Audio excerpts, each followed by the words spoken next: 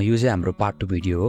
मैले योभन्दा अघिल्लो भिडियोमा चाहिँ तपाईँहरूले कसरी अनलाइन नेपाल पुलिस पेपर बनाउन सक्नुहुन्छ त भनेर एउटा डिटेल भिडियो बनाइसकेको छु, जुनको लिङ्क चाहिँ म तल डिस्क्रिप्सन बक्स प्लस माथि आई बटनमा पनि राखिदिन्छु।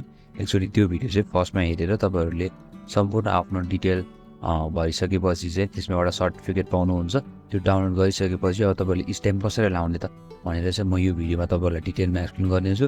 त्यसको लागि तपाईँहरू फर्स्टमा चाहिँ कुनै पनि एउटा क्रोम ब्राउजरमा गएर नेपाल पुलिस रिपोर्ट भनेर चाहिँ सर्च गर्नु होला। त्यो गरिसकेपछि तपाईँहरूले यो फर्स्टको लिङ्कमा क्लिक गर्नुहोस्।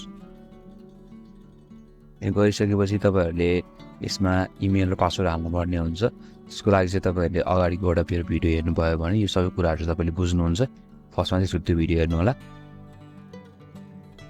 तपाईँले यहाँ हेर्न सक्नुहुन्छ मैले अक्टोबर 12मा चाहिँ यो एप्लिकेसनलाई चाहिँ एप्लाई गरेको थिएँ। त्यसको लगभग 4 दिनपछि चाहिँ मेरो चाहिँ यो भेरिफाई भइसकेको छ। यहाँ हेर्न सक्नुहुन्छ कम्प्लिटेड भनेर आइसकेको छ। अब तपाईँहरूले यो सर्टिफिकेटलाई चाहिँ यहाँबाट सजिलैसँग चाहिँ डाउनलोड गर्न सक्नुहुन्छ।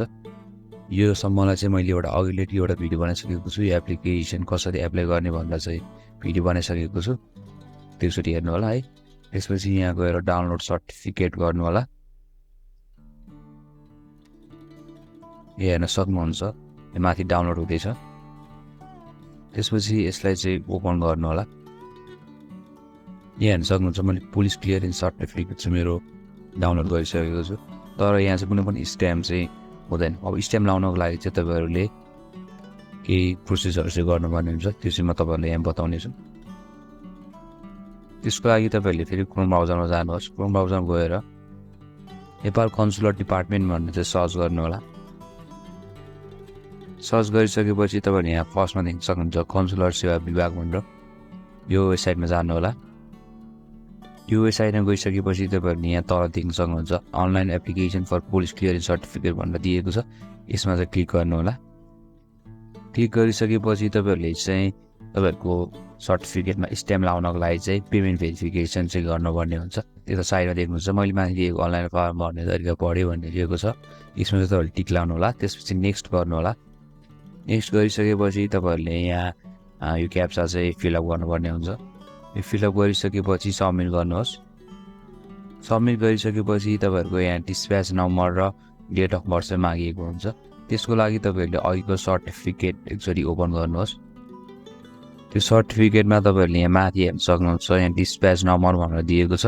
यसलाई चाहिँ तपाईँले आफ्नो मोबाइल अथवा कपीमा चाहिँ सेभ गरेर राख्नु होला। त्यसपछि तपाईँहरूले आफ्नो डिस्प्याच नम्बर र डेट अफ बर्थलाई चाहिँ यहाँ फिलअप गरेर चाहिँ सबमिट गर्नुहोस्। सबमिट गरिसकेपछि तपाईँहरू आफ्नो यहाँ एक्चुअली डिटेलहरू चाहिँ चेक गर्नु होला। यहाँ तपाईँहरूले पासवर्ड आफ्नो नागरिकताको नम्बरहरू सबै चेक गर्नु होला।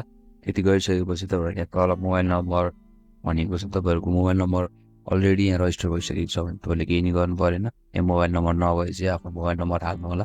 तपाईँले आफ्नो सबै डिटेलहरू राम्ररी चेक गरिसकेपछि नेक्स्ट गर्नु होला। नेक्स्ट गरिसकेपछि तपाईँहरूले आफ्नो तल रिफ्रेस नम्बर इडिपी नम्बर र तपाईँहरूले तिर्नुपर्ने रकम चाहिँ यहाँ देख्न सक्नुहुन्छ। त्यो रिफ्रेस नम्बरलाई चाहिँ सेभ गरेर राख्न चाहिँ नबिर्सिनु होला। अब पेमेन्टको लागि चाहिँ तपाईँहरूले 3 मेटर पाउन सक्नुहुन्छ। अर्को चाहिँ तपाईँहरूले पे नाउमा गएर चाहिँ तपाईँहरूले ई सेवा खल्ती अथवा कनेक्ट आइपिएसको थ्रुबाट पनि तपाईँहरूले सजिलैसँग चाहिँ पेमेन्ट चाहिँ गर्न सक्नुहुन्छ। त्यसको लागि तपाईँहरूले यहाँ 3टा दिएको अप्सन मात्रै एउटा चुज गरेर चाहिँ त्यहाँ भनिएको चाहिँ स्टेप अनुसार चाहिँ सहिलेसँग चाहिँ तपाईँहरूले प्रोसिड गर्न सक्नुहुन्छ। मैले चाहिँ यहाँ ई सेवा चुज गरेँ। ई सेवा चुज गरिसकेपछि तपाईँहरूले यहाँ तल देख्न सक्नुहुन्छ रकम भुक्तानी गर्नुहोस् भनेको छ। यसमा क्लिक गर्नुहोस्। क्लिक गरिसकेपछि तपाईँहरूले आफ्नो यहाँ ई सेवा आइडी हाल्नुपर्ने हुन्छ। ई सेवाको पासवर्ड हाल्नु लगइन गर्नुहोस्। लगइन गरिसकेपछि तपाईँहरूलाई तपाईँहरूको मोबाइलमा चाहिँ ओटिपी कोड आउँछ। त्यो ओटिपी कोड यहाँ हालेर चाहिँ तपाईँहरूले एमाउन्ट चाहिँ 500 चुज गरेर चाहिँ तपाईँहरूले सजिलैसँग चाहिँ पेमेन्ट चाहिँ प्रोसिड गर्न सक्नुहुन्छ। पेमेन्ट गरिसकेपछि तपाईँहरू फेरि यो ड्यासबोर्डमा आउनुहोस्। यहाँ आइसकेपछि तपाईँहरूले यहाँ तल फेरि online application for police clearance certificate भनेको ठाउँमा क्लिक गर्नु होला।